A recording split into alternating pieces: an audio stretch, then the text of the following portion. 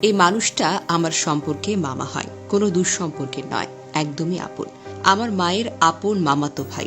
সামাজিক মাধ্যমে ব্যাপক ভাইরাল হয়েছে এই পোস্টে। প্রিয়তা পূজা সাহা নামক আইডি থেকে কপি করা হয়েছে বলে অনেকে দাবি করছে। প্রিয়তা পূজা সাহা লেখেন, আজকে ওনার জন্য ওনার পরিবারের মানুষের দোষ সবচাইতে বেশি। আচ্ছা, আপনারাই তো পোস্ট করেন শাশুড়ি খারাপ, তার জন্য জীবন অতিষ্ঠ হয়ে যায়। ব্যাপারটা অনেকটা তেমনই। 2 বছর আগে বিয়ে হয়েছিল, মানলাম বউ খারাপ, ভালো না, কিন্তু যখন তার মা দেখলো তারে নিয়ে এতটাই অশান্তি, তার মা কি পারত না অন্য 2 ছেলের কাছে 5টা মাস থাকতে?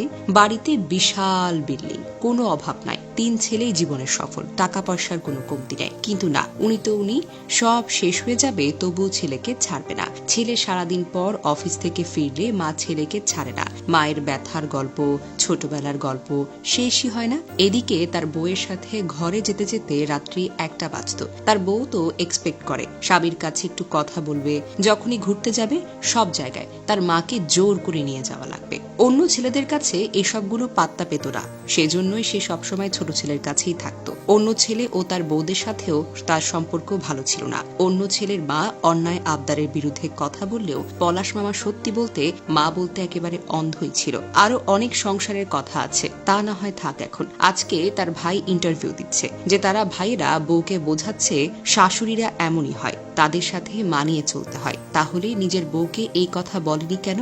ভালো সাজতে এসেছে। আজকে তাদের কাছে এই মাকে রাখবে কিনা এটাতেই সন্দেহ। মহিলা এতটাই ভয়ঙ্কর।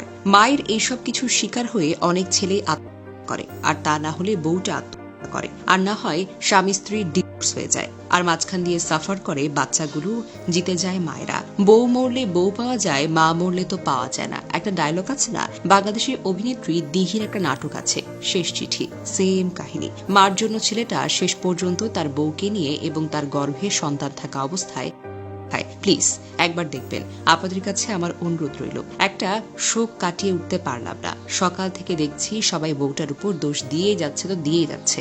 আরে, যার স্বামী লাখ লাখ টাকা মাসে ইনকাম করে, তার কোন জিনিসটা অপূর্ণ ছিল বলেন তো? অনেকবার ভাবছি পোস্ট করবে না, মানসিকভাবে আমরা কেউই আসলে ভালো নেই, কিন্তু মানুষের এত পোস্ট আর ভুল ধারণার জন্য বাধ্য হলাম। তবে পোস্ট দাদা হয়তো পলাশের আত্মীয় হতে পারে, কিন্তু সেটা যথার্থভাবে শনাক্ত করা এখনো যায়নি।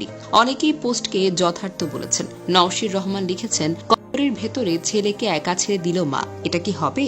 হিসাব মতো ওনারও তো ওখানে যাবারই কথা। ছেলেকে যেহেতু স্পেস দিতেই পারবে না, তাহলে বিয়ে করায় কেন এসব মা? বুঝি না আমি। আঁচলে বেঁধে রাখুক সারা জীবন, তাহলেই তো হয়। বিয়ে করে লাভটা কি? বিয়ের পর যদি এমন কাহিনী করে, ছেলের বউয়ের সামনে নিজেকে বড় করতে যেয়ে লাভটা কি হলো? নিজের ছেলেটাই তো শেষ পর্যন্ত হারাতে হলো। রুবানা আফরোজ লিখেছেন, আমরা না জেনে কত কথা বলি। এই অন্ধভক্ত ছেলেদের কোনোদিন বিয়ে করাটাই উচিত না। একটা মেয়েকে নিয়ে এসে যদি তার প্রাপ্য সম্মানটুকু আমরা দিতে না পারি, তার অধিকার তাকে বুঝিয়ে দিতে না পারি, তাহলে কেন বিয়ে করে একটা মেয়ের জীবন ধ্বংস করছেন বলুন তো?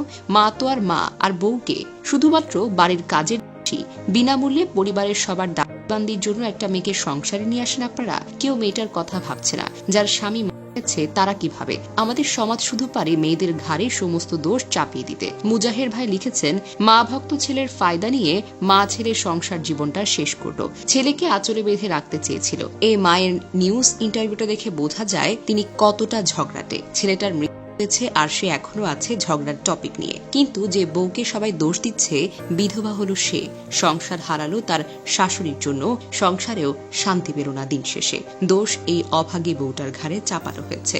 আর এই মায়ের 2 ছেলে ও মেয়ে আছে। ছেলের শোক সে অন্য কোনো সন্তান দ্বারা কাটিয়ে নেবে, অথচ 4 দেয়ালে কি ঘটছে তা কেবল এই মেয়েটাই সহ্য করছে। কোনো মেয়েই খারাপ বউ হতে আসে না, তাকে খারাপ করে শাশুড়ি নামক মহিলাই। এই জন্যই বলে, মা ভক্ত পুরুষের বউ কখনো সুখী হয় না। বোকা ছেলেরা এতটা অন্ধভক্ত হয় যে সে ভুলে যায় মা আর স্ত্রী কখনোই এক না। আড়ালে মায়ের কূটনীতিক ষড়যন্ত্র তারা বুঝতে যায় না। শাশুড়ি নামক নারীর হিংসার মুখোমুখি যারা হয়েছে, তারাই বুঝবে এটা কেমন রকমের মানসিক যন্ত্রণা। একটা মেয়ে কত স্বপ্ন নিয়ে বিয়ে করে স্বামী সন্তান নিয়ে সুন্দর একটা সংসার করবে আসে, আর নিমিষেই সবকিছু শেষ হয়ে যায় যখন এমন একটা অবস্থা হয় তৃতীয় পক্ষের জন্য।